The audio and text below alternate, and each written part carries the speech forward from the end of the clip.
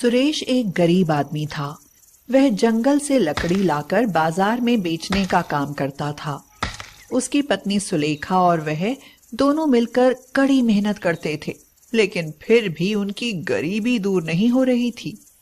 उनके 2 बच्चे थे जिनके नाम थे रुचि और ऋषि। उनके पड़ोस में जानकी नाम की एक बूढ़ी औरत रहती थी। उसके कोई भी नहीं था। उसकी सुलेखा और सुरेश ने सगे बेटे और बहू की तरह सेवा की। जब वह मरने ही वाली थी तभी उसने कहा, बेटा सुरेश, तुमने मेरी बहुत सेवा की है। मेरे पास तुम्हें बदले में देने के लिए कुछ नहीं है, केवल एक कुकर है, वह तुम ले लो। सुरेश ने मना किया, लेकिन वह बोली, ले लो बेटा, तो मुझको खुशी होगी, नहीं तो मेरे दिल पर बोझ रहेगा। लेकिन खाना बनाते वक्त मैं बता रही हूँ, वह बात जरूर कहना।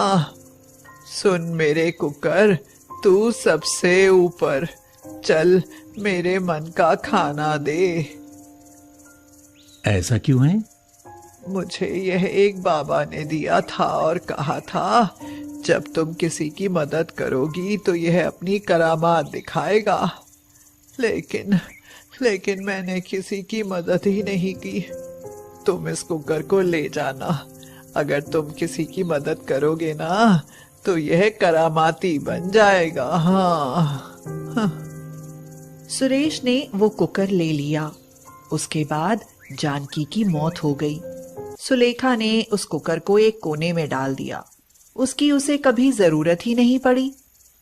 एक बार लगातार पानी बरसा, जिससे सुरेश जंगल से लकड़ी ला ही नहीं पाया और उसका कोई भी काम नहीं हुआ। अब उसके घर में खाने के लिए भी कुछ नहीं रहा। सुरेश चिंतित होकर बोला, सुलेखा, अब तो जंगल में जाना ही पड़ेगा, चाहे कितना भी पानी बरसे। अगर कुछ पैसे नहीं आएंगे तो हम खाएंगे क्या?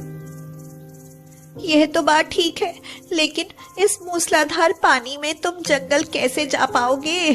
और अगर वहां जाकर लकड़ी ले भी आए तो उन गीली लकड़ियों को खरीदेगा कौन? हाँ, ये बात भी सही है, लेकिन फिर क्या करूं मैं? मेरी तो कुछ भी समझ में नहीं आता है। भूख के मारे जान निकली जा रही है। अब तो कुछ ना कुछ खाने को मिले तो जान में जान आए, लेकिन खाने को कहां से आए ये समझ में नहीं आता है कुछ। सुलेखा परेशान होकर बोली, हे भगवान, ये कैसे दिन आ गए? हमें कैसे दिन देखने को मिल रहे हैं? बच्चे भी भूखे हैं, इनको कैसे समझाऊं? हाय। अब मुझसे नहीं रुका जाता है, मैं जा रहा हूं। कुछ न कुछ खाने की व्यवस्था जरूर करूंगा। अरे रुको, कहाँ जाओगे तुम ऐसे में? उल्टा पानी में भीगकर बीमार हो जाओगे। हाँ, और ऐसे समय में तुम्हारी दवा के लिए पैसे भी नहीं है। अब जो होगा देखा जाएगा। अगर मैं पानी से बचकर यहाँ बैठा रहूंगा तो भूख से ही मर जाऊंगा। अगर मेरी ही बात होती तब भी कोई बात नहीं थी, लेकिन इन बच्चों की भूख मुझसे नहीं देखी जाती। थोड़ी देर में पानी बरसना बंद हो गया और मौसम साफ हो गया। सुरेश घर से बाहर निकला और जंगल की ओर चल दिया। रास्ते में उसके मन में विचार आया, पानी बरस चुका है, इसलिए लकड़ियों का तो काम बनेगा नहीं। इसलिए मछलियां ही पकड़ लेता हूं। अगर बिक जाएंगी तो अच्छा है, नहीं तो पकाकर हम लोग खा लेंगे। गांव से बाहर निकलते हुए उसने भोलू मछुआरे का जाल मांग लिया और तालाब के पास जा पहुंचा। जाल डालते ही उसमें बहुत सी मोटी मोटी मछलियां फंस गईं। वह उन मछलियों को जाल में ही लेकर बाजार की ओर चल दिया। अभी वो थोड़ी दूर ही पहुंचा था कि अचानक उसने देखा कि एक बूढ़ा आदमी उसकी ओर आ रहा है। ऐसे मौसम में वह आदमी जाड़े से थर थर कांप रहा था। जैसे ही सुरेश उसके पास पहुंचा तो वह बूढ़ा आदमी बोला, कहाँ जा रहे हो भैया? सुरेश ने कहा, मैं मछली बेचने बाजार जा रहा हूं। यह सुनकर बूढ़ा आदमी बोला, अरे ये तो बहुत अच्छा शगुन हुआ, तुम मछलियां बेचने के लिए ले जा रहे हो। लाओ ये मछलियां मुझे दे दो, लेकिन मेरे पास पैसे नहीं हैं। मेरे घर में आज सब भूखे हैं, कुछ भी खाने को नहीं है। इसलिए मैं खाने की तलाश में निकला हूं कि कहीं से कुछ मिल जाता। लेकिन मेरे लिए क्या रखा है? ना तो बाजार खुला है और ना ही मेरे पास पैसे हैं। मैं इन मछलियों को कैसे दे सकता हूं? मैं तो बेचने के लिए जा रहा हूं। मेरे घर में खुद ऐसे ही हाल है। मान जाओ, अगर मैं कुछ भी खाने के लिए लेकर घर में ना पहुंचा तो किसी न किसी की जान जरूर चली जाएगी। वैसे भी मेरे घर में कमाने वाला कोई नहीं है, इसीलिए मैं मजबूरी में आया हूं। क्यों? तुम्हारा कोई बेटा नहीं है क्या? नहीं, मैं और मेरी पत्नी और एक बेटी है। बेटी बीमार है, वो चारपाई पर पड़ी रहती है, इसीलिए कमाने वाला मैं ही हूं। सुरेश अब बहुत उलझन में था कि वह क्या करे। उस बूढ़े आदमी ने कहा, बेटा, क्या सोच रहे हो? मैं सच कह रहा हूं। अगर विश्वास नहीं है तो मेरे घर में चलकर देख लो। अब तो सुरेश से नहीं रहा गया। वह बोला, मैं तुम्हारे घर पर जाकर क्या करूंगा? मुझे तुम्हारी बात पर विश्वास है। लो, मैं ये मछलियां तुम्हें देता हूं। बूढ़े आदमी ने मछलियां उससे ले ली और बोला, तुमने मेरी मदद की है, तुमको इसका बदला जरूर मिलेगा। भगवान तुम्हारी मदद करेगा बेटा। सुरेश लौटकर घर आया। रास्ते में उसने कुछ साग के पौधों को तोड़ लिया और वापस अपने घर आया। वह अपनी पत्नी सुलेखा से बोला, सुलेखा, मैं ये साग के पत्ते तोड़कर लाया हूं, इन्हें में उबाल लो, वही हम लोग खा लेंगे। मुझे आज कुछ भी नहीं मिला। इस पर सुलेखा ने जवाब दिया, लाओ, कम से कम कुछ तो खाने को मिले तो जान में जान आए। लेकिन कढ़ाई तो फूट गई है, अब यह बनाऊंगी किसमें? अरे, उसको उस कुकर में उबाल लो जो हमें जानकी चाची ने दिया था।